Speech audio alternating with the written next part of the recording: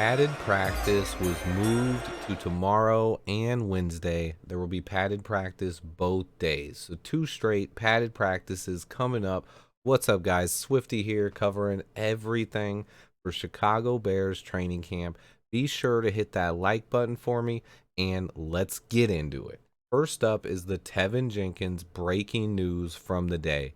Ian Rappaport is reporting that the Bears have taken calls and had trade talks centered around offensive tackle Teven Jenkins.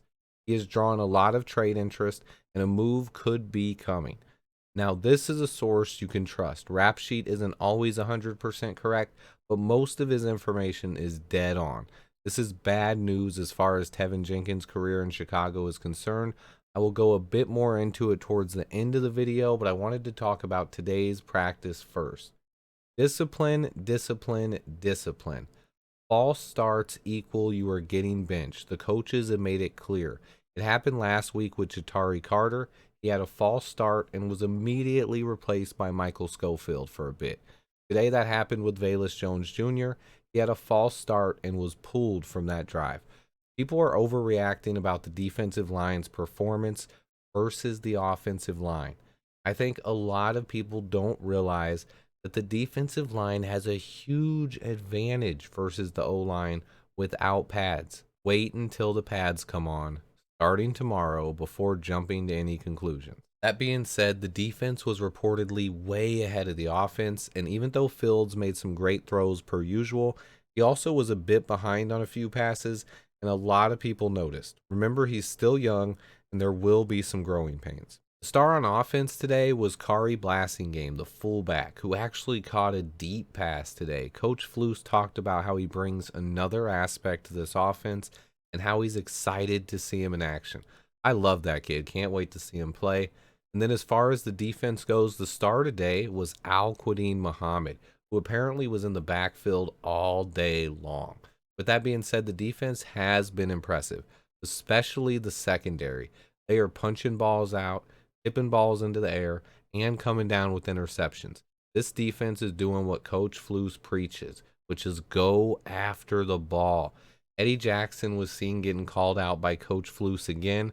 Not a great sign for Ejac, but we will see how he responds. I think he will fit nicely into this defense. He has always been a guy who loves getting turnovers. His mentality of anyone can tackle, only rare people can force a turnover, should fit very well into the philosophy of this coaching staff. Elijah Hicks made his first big impression at camp today, making some plays. Coach Flus mentioned him as well. He said he loves Hicks' movement skills and has been very impressed. It's good to see Elijah healed from his offseason injury and on the field making plays. I hope he gets some extensive playing time in next week's first preseason action. Coach Flus said the reason they moved the padded practice till tomorrow is he didn't want to come back from an off day and go right into full pads. He'd rather kind of have a ramp up for a day and then hit full pads on Tuesday and Wednesday.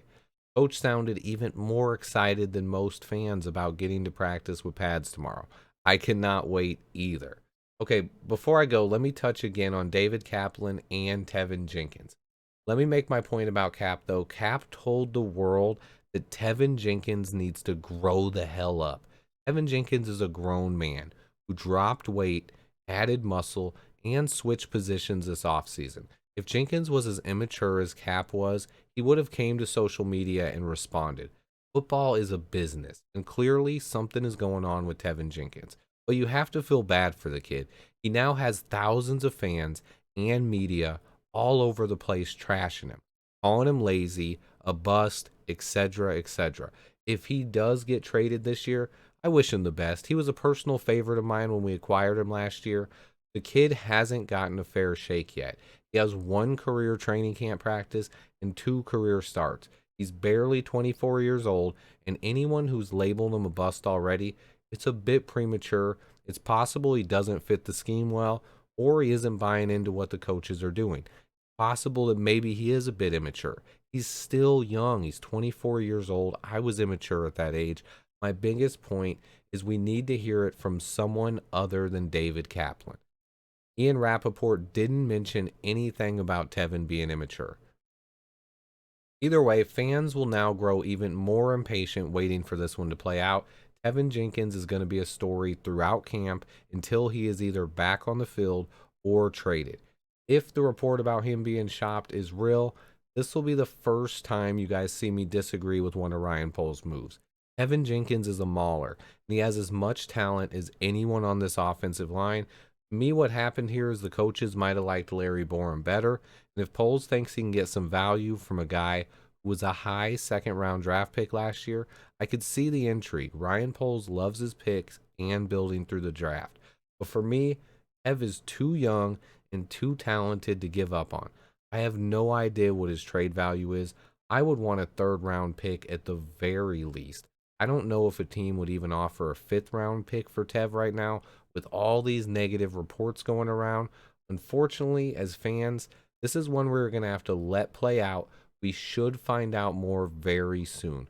Stay tuned. I will be back covering tomorrow's first padded practice, as well as any more Bears news that comes out.